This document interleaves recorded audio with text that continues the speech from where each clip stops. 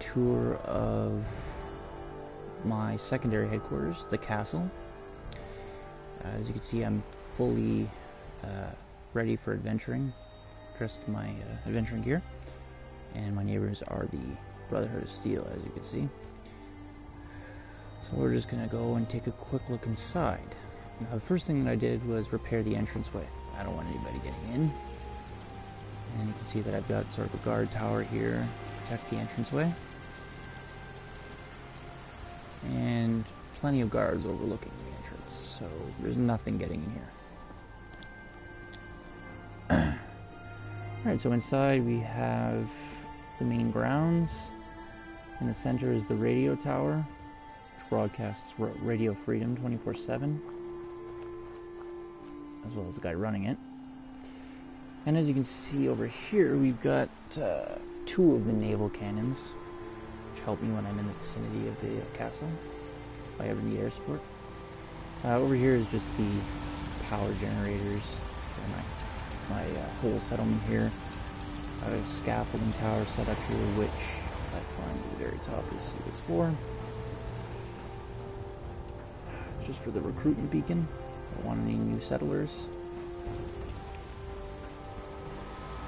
Okay, over here is the workshop area where my dog sleeps.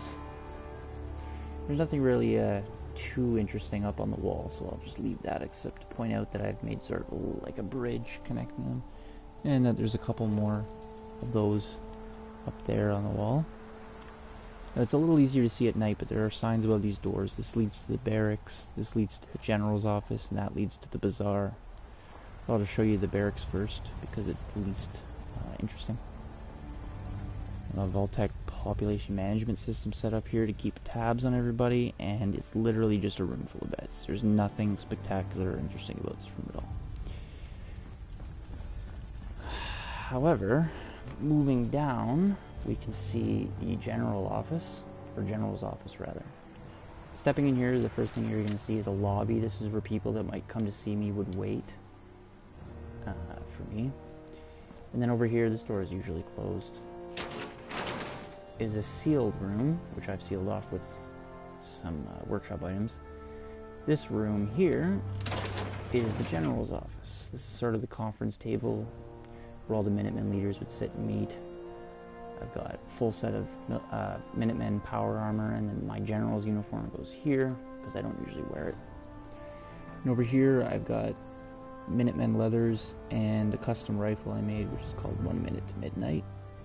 I imagine there's probably like some historical significance to it, but I haven't thought that far into it. And just random decorations decorating the room, keeping up the theme. Get out of here and head over to the bazaar, which is like the marketplace. Since this is a military, or pretty much a military area, we don't sell anything other than weapons and ammo, so we just have two stalls here. If anybody passing through wants to buy some of our stock, we don't put the good stuff out here. I have a bunch of things here that I'm currently in the process of setting up, just sort of holding random pieces of armor that people might want to buy. And over here is the same thing with weapons. Again, this wall isn't finished, but eventually I'm just going to put a whole bunch of random weapons here just as decoration. And the final thing to show, I guess, is the armory. The place I've spent the most time building. This is just a box to store empty power armors, or frames rather. And back here, it's just a small area to work on stuff. A place where Ronnie would sleep. Ronnie, the quartermaster. And this is the armory. Just a bunch of random boxes, nothing's in them just for looks. A bunch of Minutemen suits, a couple of distress pulsers, a couple harnesses, a militarized set of power armor. I imagine that's Ronnie's power armor. A couple of empty suits that, or sorry, not empty, but a couple of suits that haven't been customized yet. One of each type, except for T-51B, because it's so rare. And on the wall are just a ton of laser weapons mounted and ready to go. This will eventually hold the broadsider, which is the naval cannon. I don't have it yet. And right here is where I put additional outfits, because when I set up defenses in various settlements, I like to have somebody or a certain number of people designated as Minutemen, quote-unquote Minutemen, even though, you know, their name still says Settler. So I give them a full set of leather armor, militia hat, a Minuteman hat, and laser muskets, and the harness is for people who are on air support duty. As you can see, everybody who's on air support duty is wearing a harness. Just sort of keeping up with the theme of role-playing with my character.